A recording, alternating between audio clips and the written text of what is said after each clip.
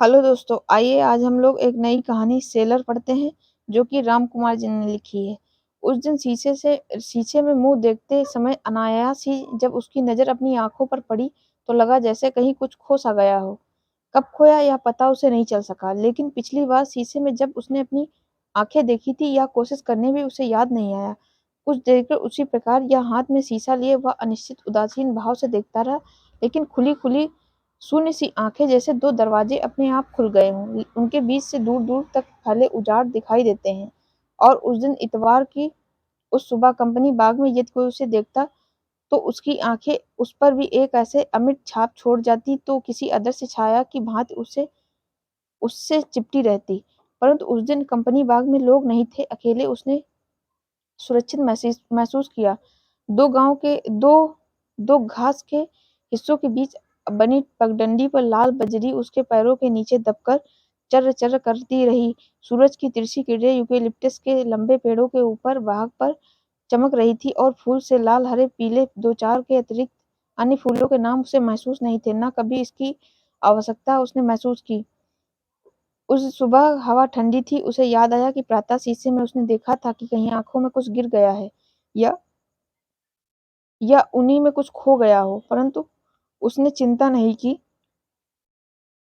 फिर सुबह की ताजी हवा में वह सब भूल गया। उसके बाल हवा में उड़ने लगे, रस्सी के खुले सिरे की भांति। काले बालों में जब पहली बार उसने खुद सफेद बाल देखे थे तब भी एक हाथ में शीशा पकड़े वह घनी उदासीनता के घेरे में सिमट गया था। अब उनमें अभ्यस्त हो गया है, आंखों से भी अभ्यस्त हो जाएगा। लगभग एक ही मास तो हुआ, ठीक से उसे याद नहीं आया, जब ससुर ने अपने कमरे में बुलाकर छोटी सी भूमिका के बाद कहा था कि अपने और अपने पुत्र के खर्चे के जो 100 रुपये वह हर महीने देता है वे इस बढ़ती हुई महंगाई में पर्याप्त नहीं है। अपने कथन को सत्य की साबित करने के लिए उसने आटा दाल घी चावल आदि के दाम बतलाए थे। फिर बिजली पानी महारी और उसका कमरा और उसकी झुकी हुई आंखें देखकर दबे स्वर में उन्होंने यह भी कहा था कि उसका पुत्र बड़ा होता जा रहा है, जिससे उसकी खुराक भी बढ़ती जाती है। उसे चुप देखकर वह आत्मीयता भरे स्वर में कहने लगा, मैं अकेला होता तो कोई बात नहीं। तुम्हारे साले भी अब बड़े हो गए हैं, उनकी संतान फैल रही थी और अपनी कमाई में से वे किसी दूसरे को खिलाना नहीं चाहते। और आजकल तो अपने खून के रिश्ते तक का कोई नहीं पूछता। फिर बेटा एक क्षण रुक कर कहा था, अलग मकान लेकर रहते तो क्या 100 रुपयों में गुजारा होता। फिर यहाँ सब तरह के आराम है, अपने घर की तरह तो सब कुछ है। तुम्हारी सास तुम्हारे बेटे से जितना प्रेम करती वह उससे किसी पोते से भी कम नहीं है। और यह बात बहुओं की आंखों में खटकती है, तुमसे कुछ छिपा तो नहीं है। और वह निरीह भाव से सब कुछ सुनता रहा, मानो वह सब किसी अन्य व्यक्ति के विषय में कह रहा हो। फिर अपने कमरे में वापस लौट आया था। मुन्नू ना होता तो वह कहीं एक कमरा किराए पर लेकर अपना अलग ठिकाना कर लेता। मुन्नू को लेकर अकेले कैसे रहेगा, अगर अलग न रहने का उसे उसके पास यह सबसे बड़ा शस्त्र था। फिर अलग रहकर क्या चिंताएं उसे घेर लेती, खाने की, घर गृहस्थी की देखभाल, ससुर की बातों में उसे विश्वास नहीं था। वे सब मिलकर उसे लूटना चाहते थे और उसे सीधा साधा समझकर उसका फायदा उठा रहे थे। नहीं, वह 100 से अधिक नहीं देगा। अचानक अपने सामने बेंच पर एक लड़के को बैठे पढ़ते देखकर वह चौंक सा गया। उसे लगा जैसे वह चोरी करता हुआ पकड़ लिया गया हो। यदि वह उस लड़के को दूर से ही देख लेता तो चुपचाप पीछे मुड़ जाता या दाएं बाएं निकल जाता। वह लड़के को कुछ कुछ क्षण तक झुके हुए पढ़ते देखता रहा और धीरे धीरे उसके पास बेंच पर बैठने की उसकी इच्छा जोर पकड़ती गई। वह दबे पांव बेंच के दूसरे कोने पर जा बैठा। लड़के ने उस पर एक दृष्टि डाली और कुछ देर तक उसे देखता रहा, मानो इस प्रकार का आदमी वह पहली बार देख रहा हो। फिर अपनी पुस्तक पर झुक गया। लड़के को अपने तरफ देखते वक्त वह मुस्कुराया, परंतु कोई उत्तर न पाकर वह सीधा कुछ दूर पर बिखरे ऐतिहासिक खंडरों में देखने लगा। उसकी पत्नी जीवित होती तो दूसरी बात थी, अब उसका वहां रहना सबको अखरने लगा है। उसके ससुर का पिचका हुआ बिना दांतों का चेहरा उसके सामने आ गया। उसे थोड़ी सी घबराहट हुई। फिर वो तकाजा करेंगे और याद दिलाएंगे। उसके बड़े साले की पत्नी प्रायः कर्कश स्वर में कहती रहती है कि उस इतनी रोटियां सेकी नहीं जाती, और अब उसकी सास उससे धीमे स्वर में कहती है कि नीचे जमाई सुन रहा है तो उसकी आवाज और तेज हो जाती है। मुझे किसी का डर नहीं है, सच्ची बातें कहने से हिचकूं ऐसे औरत मैं नहीं हूँ। और वह नीचे अपने कोठरी में बैठा सब सुन रहा था। कोठरी के बाहर दालान के ऊपर लगे जाल में से ऊपर की सब बातें उसे सुनाई देती थीं। माफ़ कीजिए, पास बैठे छात्र ने पूछा, आपको मालूम है कि सूर्य ग्रहण और चंद्र ग्रहण पड़ने का क्या कारण है? वह चौंक सा गया। कुछ देर तक फटी-फटी आँखों से वह छात्र की ओर देखता रहा, फिर आँखों में छिपी हुई थी सूर्य चंद्र ग्रहण उसके दिमाग में तो शून्य बड़ी तेजी से घुड़दौड़ लगाने लगे, मानो एक दूसरे का पीछा कर रहे हों। आपने भूगोल तो पढ़ा ही होगा? छात्र ने पूछा, फिर क्षण भर तक उसके चेहरे को देखने के बाद कहने लगा, अच्छा यह बताइए कि कौन सा देश है जहाँ 6 महीने रात और 6 महीने दिन रहता है? फिर अपनी ओर ताकते हुए देखकर छात्र के होठों पर एक हंसी सी फैल गई। छात्र को अब विश्वास हो गया था कि वह मैट्रिक पास भी नहीं है। वह उसी प्रकार चुप बैठा रहा जैसे इंटरव्यू के वक्त किसी प्रश्न का उत्तर न दे सकने पर नौकरी का उम्मीदवार प्रश्न पूछने वाले की ओर देखता है।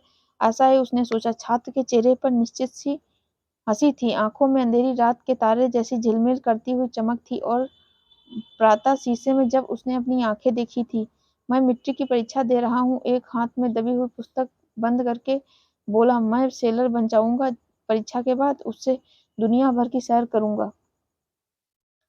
मुझे घूमने का बहुत शौक है और सेलर बनकर मैं बिना पैसे के सारी दुनिया का चक्कर लगा सकता हूँ। अच्छा, क्या आप कभी जहाज में बैठे हैं? छात्र उत्साह भरे स्वर में कह रहा था। पहली बार उसे ऐसा व्यक्ति मिला था जो अपना मुंह खोले बिना दिलचस्पी के साथ उसकी बातें सुन रहा था। अचानक उसने अनुभव किया कि छात्र को देखते वक्त उसकी आंखों के सामने मुन्नू का चेहरा ही घूम रहा। उसे भी मुन्नू को किसी स्कूल में दाखिल करा देना चाहिए। घर में रहता है तो उसे खाली देखकर सब छोटे मोटे काम कराते रहते हैं।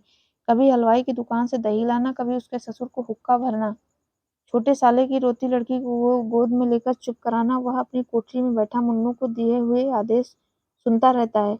विरोध में कभी कुछ नहीं कह सकता। मुन्नू उससे डरता है। उसकी कोठरी में कभी पाँव रखा हो उसे याद नहीं। जब ऊपर का कोई संदेश देने उसे कोठरी में आना ही पड़ता है तो दहलीज पर ही खड़े खड़े जल्दी से कह देता है, बड़ी मामी कहती है कि आटा पिसवा लाइए या अचार के लिए 10 सेर कच्चे आम मंडी से ले आइए और फिर वह ऊपर भाग जाता है। उसे अंदर बुलाने की इच्छा कई बार उसके मन में आती है, लेकिन बात कभी होठों के बाहर नहीं निकलती। उसे देखकर लगता है जैसे भीतर छाया कोहरा अपने आप फट रहा हो। किसी बच्चे से झगड़ा हो जाने पर मार भी उसे ही पड़ती और वह उसके रोने की आवाज़ सुना करता है। फिर शिकायत करने कभी मुन्नू उसके पास नहीं आता। एक बार सब्जी खरीद कर जब वह थैला ऊपर देने गया तो दूसरे बच्चों में मुन्नू को ना देखकर उसे कुछ चिंता सी हुई। फिर किसी से उसके विषय में पूछने का साहस ही नहीं हुआ।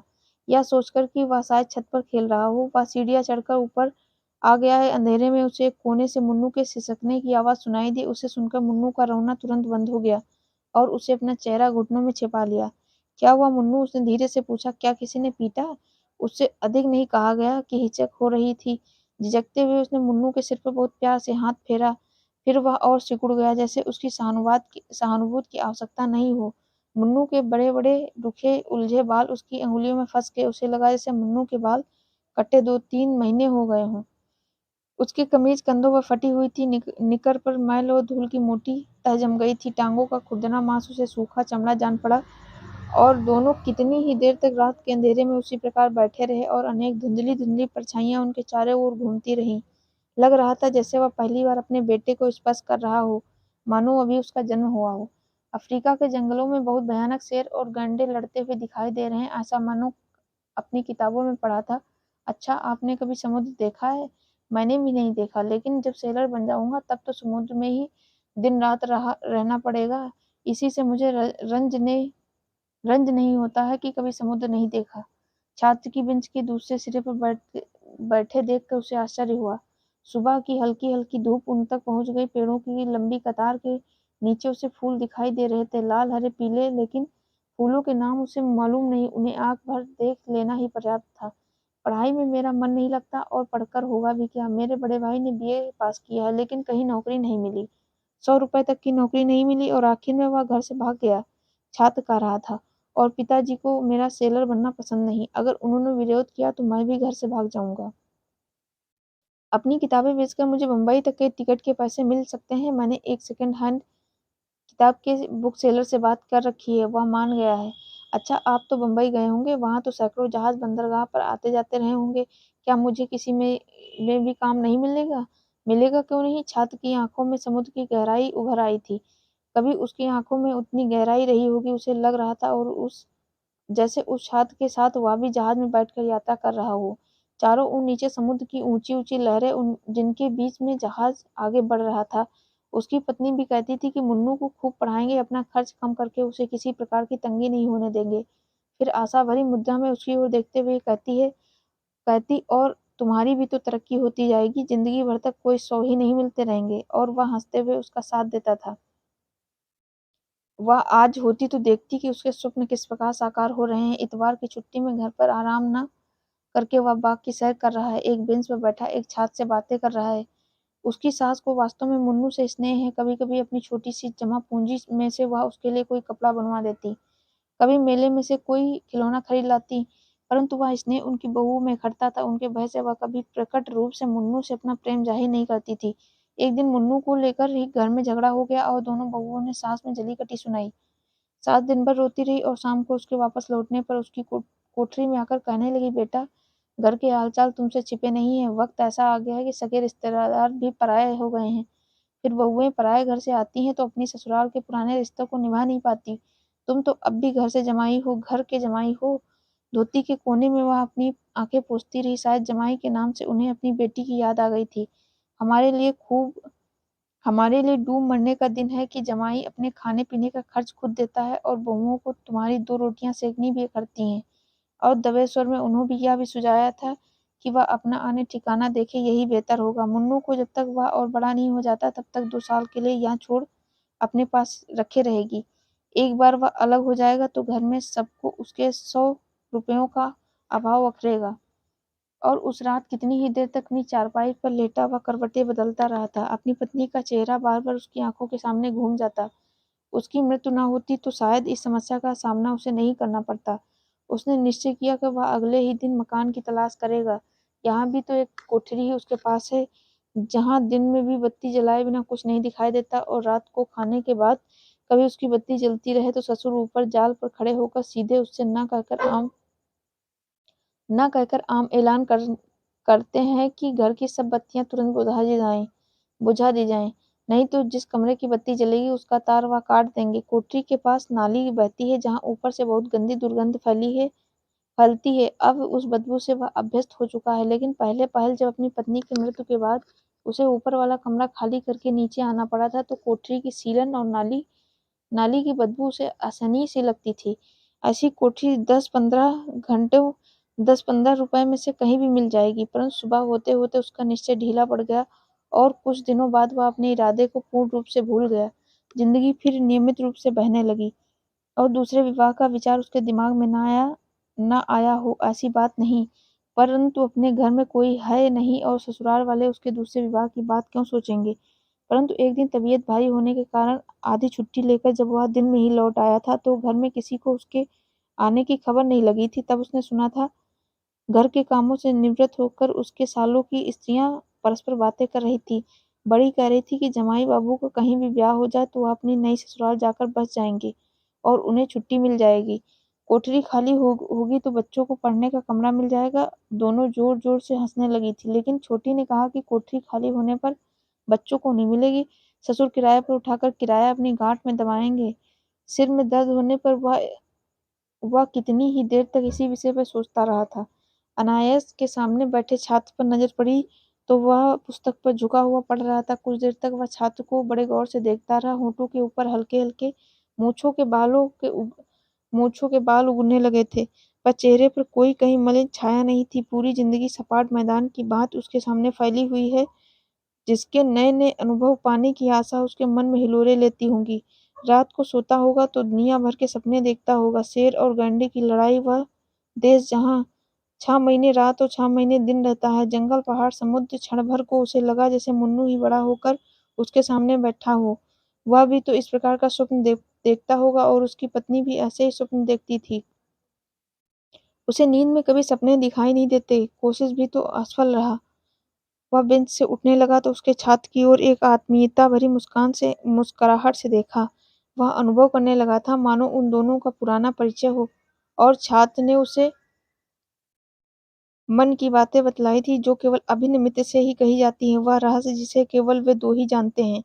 परंतु उसकी आवाज़ें सुनकर छात्र ने क्षण भर के लिए अपनी आंखें ऊपर उठाकर उसकी ओर इस प्रकार देखा, मानो उसे पहचानने की कोशिश कर रहा हो। फिर उसकी चिंता न कर वह अपनी पुस्तक में पढ़ने में मग्न हो गया। वह धीरे-धीरे आगे बढ़ गया। उसने अनुभव किया कि जैसे उसकी आंखों में वही रिक्तता समा गई हो जो उसने प्रातः शीशे में देखी थी। उसने एक बार फिर यूकेलिप्टस के पेड़ों की कतार को देखा, फिर पूर्ण रूप से। अब धूप फैल गई थी। आज इतवार है। वह कंपनी बाग में घूम रहा था और क्यारियों में फूल लगे हैं, लाल हरे पीले, जो सदा के लिए अपरिचित बने रहेंगे। जैसा बेंच पर बैठा हुआ छात्र, चारों ओर गहरा सन्नाटा है और घर में शोरगुल हो रहा है। दोनों साले आज घर पर ही रहेंगे और ये दोनों में से एक की ससुर से झड़प हो गई तो आश्चर्य नहीं। बच्चों की भी छुट्टी की बच्चों की भी स्कूल की छुट्टी है, आपस में लड़ेंगे और कहीं मुन्नू बीच में फंस गया तो वही पीटा जाएगा। ऐसा ही उसने देखा है। घर में रहते हुए भी लौ घर में रहते हुए भी रोते हुए अपने पुत्र को वह सांत्वना के दो शब्द नहीं कह पाता। उसे लगा कि यदि वह घर के बाहर लौटकर न भी जाए तो कोई उसकी अनुपस्थित महसूस नहीं करेगा। भोजन के समय उसकी प्रतीक्षा नहीं होती। महारी उसकी थाली लगाकर उसकी कोठरी में ही दे जाती थी। उसे और रोटी या सब्जी की आवश्यकता भी पड़े तो मांग नहीं सकता था। और ससुर कहते हैं कि उसका खर्च 100 से अधिक है।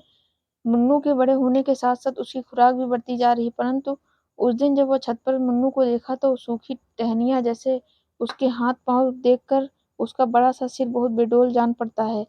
और यह भी उसने ससुर या शायद बड़े साले को कहते सुना है कि उसकी कोठरी के आसानी से 40 रुपए किराए के आ सकते हैं। उसकी पत्नी के गहने भी ससुर के पास धरे हैं। विवाह के बाद जब वह यहीं आकर रहने लगा था तो पत्नी ने गहने अपने पिता के पास रखवा दिए थे। अब आवश्यकता पड़ती तो मांग कर पहन लेती और उसकी मृत्यु के बाद भी वे वहीं पड़े रहे।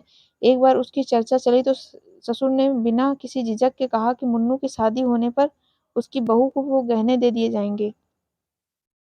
उसने हाँ ना कुछ न कही, परंतु एक दिन अपने छोटे साले की पत्नी को वही नेकलेस पहने देखा जो उसकी पत्नी पहना करती थी। तब क्रोध आने पर वह भी चुप ही रह गया था। अलग मकान लेगा तो ससुर से गहने भी मांग लेगा, परंतु मन में कहीं आशंका थी कि वे अब उसे मिलेंगे नहीं। घूमते-घूमते उसे लगा जैसे वह कितने ही बोझ अपने सिर पर लादे जा रहा हो। एक-एक करके वे बढ़ते ही जाते हैं, कम नहीं कर पाता। बाग के कोने में स्थित वह किसी खंडहर के सामने पहुंच गया। शायद किसी का मकबरा था।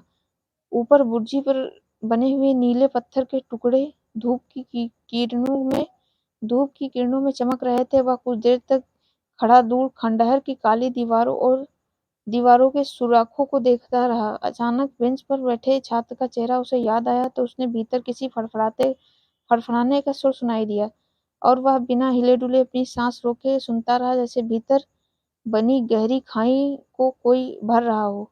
अब मुन्नू को ही खुद ही पढ़ाया करूंगा। शाम को घर लौटने के बाद रोज 2 घंटे पढ़ाया करूंगा तो 1-2 साल बाद किसी स्कूल में चौथी या पांचवी में भर्ती हो सकता है। उससे छोटी उम्र के बच्चे स्कूल जाएंगे और वह घर में बैठा रहता है। उससे छोटी उम्र के बच्चे स्कूल जाते हैं और वह घर में बैठा रहता है। इस विचार से उसके पांव अपने आप घर की ओर बढ़ गए। रास्ते में एक दुकान से उसने एक प्राइमर, एक स्लेट और पेंसिल, एक कॉपी खरीदी। फिर कुछ सोचकर दुकानदार से उस सामान को अच्छी तरह के एक अखबार में कागज में लपेट देने के लिए कहा, जिससे कोई देख ना सके। उसे सोने के बाद सपने दिखाई नहीं देते, लेकिन कभी-कभी जागते हुए चारपाई पर लेटे-लेटे, सूनी छत पर या दफ्तर में कुर्सी पर बैठे हुए अपने फाइलों में उसे मोतियों जैसी झिलमिल करती हुई बूंदें दिखाई देती हैं और वह उन्हें तब तक देखता रहता है जब तक वह धीरे से धुंधली होती हैं, उसकी आंखों से ओझल नहीं हो जाती। अपनी कोठरी में चुपचाप चारपाई पर बैठा हुआ प्राइमर के पन्नों को धीरे-धीरे सहला रहा है, मानो वर्षों में से कोई मूल्यवान वस्तु उससे न देखी गई हो। दिन में अंधेरा होने पर वह बत्ती नहीं जलाता, उसे सब दिखाई देता है। ऊपर शोर हो रहा है बच्चों का, उसके सालों की स्त्रियों का और रसोई में खाने की सुगंध आ रही है। तभी अपने ससुर की कोठरी को आते देख उसका कलेजा धक सा रह गया। वे कभी यहाँ आए हों उसे याद नहीं। उसने तुरंत प्राइमर को कंबल के नीचे छिपा दिया। उसके साथ एक अन्य व्यक्ति भी है। उसे लगा जैसे उसने उस व्यक्ति को पहले नहीं देखा हो। फिर पास आने पर पता चला कि सुबह शीशे में जो अपना चेहरा दिखाई दिया था उससे वह व्यक्ति बहुत मिलता जुलता है। उसकी आंखों को देखकर अनुभव किया जैसे उनमें से ही कुछ गिर गया है। दोनों को कोठरी की देहरी पर खड़े देखकर वह चारपाई से उठ बैठा, परंतु उसके ससुर ने उस पर एक नज़र तक नहीं डाली। उन्होंने कमरे की बत्ती जलाकर उस व्यक्ति से कहा, यही कमरा है, पुताई होने के बाद इसका रंग निखर आएगा। मेरे पास कितने ही आदमी इसे किराए पर लेने आए हैं, लेकिन किसी अनजाने आदमी को कैसे दे दूं? घर में औरतें हैं, आपको वकील साहब ने भेजा है और वह मेरे घनिष्ठ मित्रों में हैं, इसलिए उन पर विश्वास करके आपको देने पर राजी हुआ हूँ। उस व्यक्ति को चुपचाप देखकर वह फिर कहने लगे, इस इलाके में खाली कमरा मिलना असंभव है। फिर यहाँ सब बात का आराम है, कचहरी, डाकखाना, चौक, मंडी सब कुछ बहुत करीब पड़ते हैं। 10-15 मिनट में पैदल ही सब जगह पहुंचा जा सकता है। रिक्शे के पैसे बचेंगे। उसे लगा जैसे वह व्यक्ति कमरे में ना देखकर उसकी ओर घूरे जा रहा है। उसने अपनी आंखें ऊपर नहीं उठाई। उसे लग रहा था कि उससे आंखें मिलाते ही वह व्यक्ति उसका गला दबोच लेगा। भय से उसका सारा शरीर पसीने में डूब गया। उस व्यक्ति ने यह कमरा लेना स्वीकार कर लिया। ससुर के पिचके चेहरे पर हंसी फैल गई। अगले इतवार तक वह अपना सामान ले आएगा, तब तक कमरे की पुताई हो जाएगी। यह ससुर ने वायदा किया। जाने से पूर्व उस व्यक्ति ने फिर उसकी ओर ध्यान से देखा, परंतु वह अपना सिर झुकाए ही रहा। सांस लेना भी उसे दूभर लग रहा था। उनके चले जाने के बाद वह खड़ा ही रहा। चारपाई पर बैठने की उसकी हिम्मत नहीं पड़ी, जैसे उसके बैठते ही ससुर या वह व्यक्ति आकर उसे उठा देंगे। उस दिन दोपहर के बाद कोठरी खाली कर देनी पड़ी। ऊपर छत पर टीन से ढसे एक गोदाम सा था। वहां घर का बेकार सामान पड़ा था। बरसात में यहाँ चारपाई बिस्तरे रखे जाते थे। दोनों सालों ने मिलकर उससे बिखरे सामान को तरतीबवार एक कोने में लगा दिया और खाली स्थान पर मारी से झाड़ू लगवा दिया। उसके बाद चारपाई बिछा दी, उसका बक्स और दूसरा सामान एक कोने में रख दिया। कुछ नहीं बोला, जरा सी भी आनाकानी नहीं की। सबके नीचे चले जाने के बाद वह चारपाई पर लेट गया, जहां से दूर दूर तक फैला केवल आकाश ही दिखाई देता है। उसके और आकाश के बीच कुछ नहीं है, सोचकर उसे अजीब सा लगा। कुछ देर बाद उसे प्रसन्नता ही हुई। उत्साह में उसने अपने बक्स से प्राइमर, स्लेट और कॉपी निकाली और उन्हें कितनी ही देर तक देखता रहा। स्लेट पर टेढ़ी मेढ़ी रेखाएं खींचता रहा। अच्छा मुन्नू, तुम बड़े होकर क्या बनोगे? वह पास बैठे मुन्नू की बड़ी बड़ी खुली आंखों से डूब कर पूछता है, परंतु मुन्नू की आंखें खुली ही रहती हैं, जैसे कंकड़ फेंकने पर भी तालाब के पानी में कोई हलचल ना हो। तुम पढ़ लिख कर कुछ तो बनोगे ना, ऐसे ही तो नहीं रहोगे। वह खींच कर कहता है, कोई डॉक्टर बनता है, कोई वकील, कोई व्यापारी, कोई सेलर। और यह सोचकर कि शायद मुन्नू को सेलर का मतलब मालूम न हो, वह उसकी व्याख्या करने लगता है। सेलर जहाज में बैठकर बिना पैसे खर्च किए दुनिया भर का चक्कर लगाता है। जिस बंदरगाह पर जहाज रुकता है वहां अंदर जाकर शहर घूम आता है। नए नए लोग, दुकानों में नई नई चीजें, कहीं शेर और गंडे की लड़ाई, कहीं दिन में रात होती है और कहीं रात में भी सूरज चमकता है। बहुत ऊंचे ऊंचे बर्फ से ढके पहाड़, घने जंगल और मोती तक फैला समुद्र, वह सब देखता है। तुम भी क्या सेलर बनोगे मुन्नू? मुन्नू आश्चर्य से उसकी ओर देखे जा रहा है। क्षणभर को उसे लगा जैसे उसकी बातें सुनकर मुन्नू के होंठ विस्मय और कौतूहल से खुले रह गए हों। उसका दिल बहुत जोर से धड़कने लगा और उसकी आंखों में मोतियों जैसी चमक आ गई हो। जैसे वह स्वयं यह सब सोचते हुए अनुभव करता है। जैसे मुद्रा उसने बहुत पहले इस इतवार की सुबह बेंच पर बैठे हुए छात्र के मुख पर देखी थी। परंतु मुन्नू में बाहर भीतर जैसी स्थिरता है, मानो दुनिया की बड़ी से बड़ी घटना भी उसके भीतर जलकर राख हो जाएगी। क्योंकि मुन्नू भी उस छात्र की भांति उसे उत्साहित स्वर में बतलाता है कि वह बड़े होकर क्या बनने के स्वप्न देख रहा है। मैट्रिक के पास करने के बाद तुम्हें बम्बई भेज दूंगा। बम्बई तक के टिकट के लिए मेरे पास रुपए हैं। वहां सैकड़ों जहाज रोज रोज आते जाते हैं। किसी न किसी में तुझे जरूर काम मिल जाएगा। और जब तू बहुत बड़ा सेलर बन जाएगा तो मैं भी एक बार तेरे साथ चलूंगा। हम दोनों इकट्ठे दुनिया भर की सैर करेंगे। मैंने ऐसी रात कभी नहीं देखी जब सूरज चमकता रहता है, जहाँ कभी अंधेरा नहीं होता। उसके स्वर में सब चाही अनचाही इच्छाएं भर आईं, साबुन में घुले पानी से निकले उन बुलबुलों की भांति जिन्हें बचपन वह दूर दूर उड़ाया करता था। मुन्नू को अपने सामने चुप बैठे देखकर उसे आश्चर्य हुआ। वह तो समझ रहा था कि मुन्नू अब तक सेलर बनकर जहाज में घूम रहा होगा। भयभीत मुद्रा में उसे अपनी ओर ताकते हुए देखकर उसे क्रोध आ गया। बोलता क्यों नहीं, क्या बड़े होकर भी क्या गंवार बना रहेगा? उसका स्वर सुनकर मुन्नू की आंखें पल भर से मूंद सी गईं। होठ फड़कने लगे और वह रोने लगा। डर से उसे अपना चेहरा घुटनों के भीतर छिपा लिया। बस रोना ही सीखा है अब तक तूने। उसका क्रोध बढ़ता जा रहा है। वह मुन्नू के कान पकड़कर उसका सिर ऊपर उठाने की कोशिश करता है, लेकिन मुन्नू पूर्ण शक्ति के साथ अपना सिर झुकाए ही रोता रहता है। उसके आंसू बहुत तेजी से घुटने के भीतर बहते हुए उसकी सूखी टांगों पर टेढ़ी-मेढ़ी लकीरें खींच रहे हैं। अचानक मुन्नू के कान छोड़कर वह अलग हो गया। उसके रोने की आवाज़ छत पर कोई सहारा ना पाकर ऊपर उठती गई और मनहूस सी खामोशी के धुंधलके के साथ चिपटी हुई उसके चारों ओर फैल गए। वह शून्य आंखों से ऊपर मटियाले रंग के आकाश को देखता रहा, मानो समुद्र, पहाड़, जंगल खोज रहा हो। मुन्नू का रोना धीरे-धीरे कम होकर सन्नाटे में खो गया। उसकी पतली-पतली टांगें और टांगों पर चमकती हुई नीली नसें और उनके ऊपर धरा हुआ उसका बड़ा सा बेडौल सिर, उसके उलझे रूखे काले बाल उजाड़ धरती में झाड़ झंकार से जान पड़ते हैं। और वे दोनों एक दूसरे से बहुत दूर कितनी ही देर तक उसी प्रकार शांत बैठे रहे। सहसा घुटनों पर सिर टेके मुन्नू की आंखों को देखा। उसे लगा जैसे किसी ने पहाड़ की चोट से उसे नीचे धकेल दिया हो। झटके के साथ मुन्नू के पास पहुंचकर उसने उसका चेहरा अपने हाथों से ऊपर उठाया और मुन्नू की खुली बिना झपकती हुई आंखों को बहुत करीब से देखा। कुछ देर तक देखता रहा। मुन्नू की आंखों में भी जैसे कुछ खो गया है, जैसे कि उस इतवार को शीशे में अपनी आंखों में देखकर उसने महसूस किया था। मुन्नू की खुली हुई शून्य सी आंखें, जैसे कोई बंद दरवाजा खुल गया है। उसके बीच में से दूर दूर तक वह झांक सकता है। भीतर क्या है, इसे जानने के भय से उसने उसने अपनी आंखें बंद कर ली हैं। इसी के साथ ये कहानी समाप्त हो जाती है। अगली कहानी हम लोग अगले वीडियो में पढ़ेंगे।